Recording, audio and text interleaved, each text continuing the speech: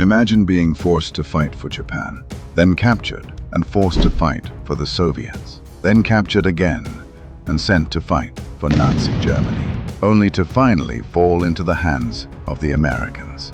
Sounds like a Hollywood script, right? But this is no movie. This is the real, almost unbelievable story of Yang Kyoungjong, the man who fought for 3 different armies in World War II. Yang was born in 1920 in Korea. But Korea wasn't free.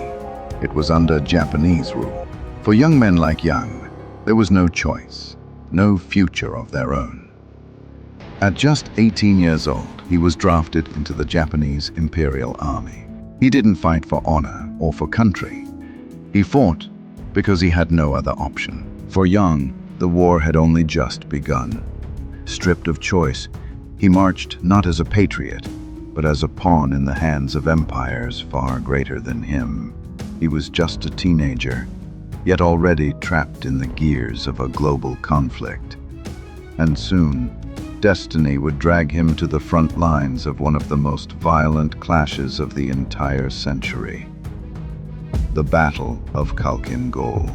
In 1939, Yang was sent to the edge of Mongolia, where Japan clashed with the mighty Soviet Union.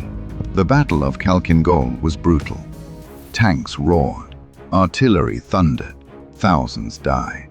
Amid the chaos, Yang's unit was crushed. He was captured by Soviet forces. But for Yang, capture didn't mean freedom. The Soviets gave him a brutal choice: fight for us or rot in a prison camp. So once again, Yang wore a new uniform. The same boy who had once marched under the rising sun now carried the red star of the Soviet Union. But Yang's nightmare was only just beginning. In 1942, the Soviets hurled wave after wave of soldiers against Hitler's armies on the Eastern Front. The fighting was merciless. Yang, now forced into the Red Army, found himself on the front lines of one of the bloodiest battlefields in history. And then, once more, fate struck. His unit collapsed under German assault. Yang was captured again, this time by the Wehrmacht. For the 3rd time, Yang's uniform was ripped away. For the 3rd time, he was forced to fight under a new flag. Imagine the confusion. A Korean man who had fought for Japan, then the Soviets, now standing in the ranks of Hitler's army. Did he believe in their cause? Number.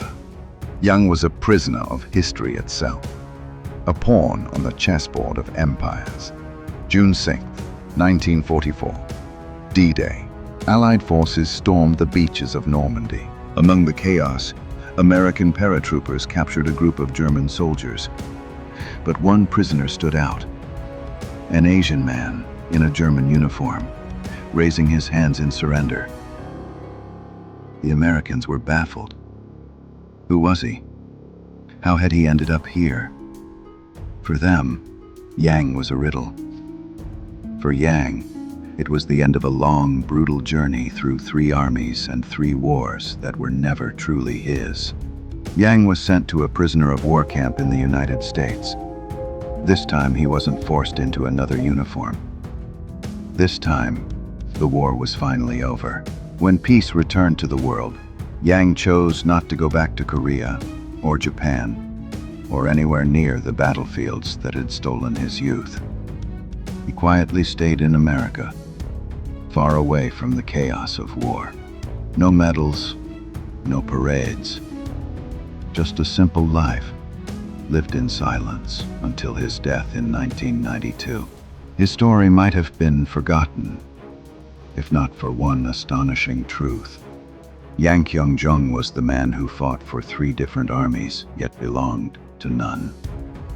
His life reminds us how ordinary people are often swept up in the storms of history, forced into battles they never chose. His journey teaches us something vital. War does not just create heroes and villains, it creates victims, trapped in uniforms they never chose. Yang's story is not just about one man, it's about millions whose voices were silenced by history. If you found this story fascinating, Make sure to like the video and share it with others who love history. And don't forget to subscribe.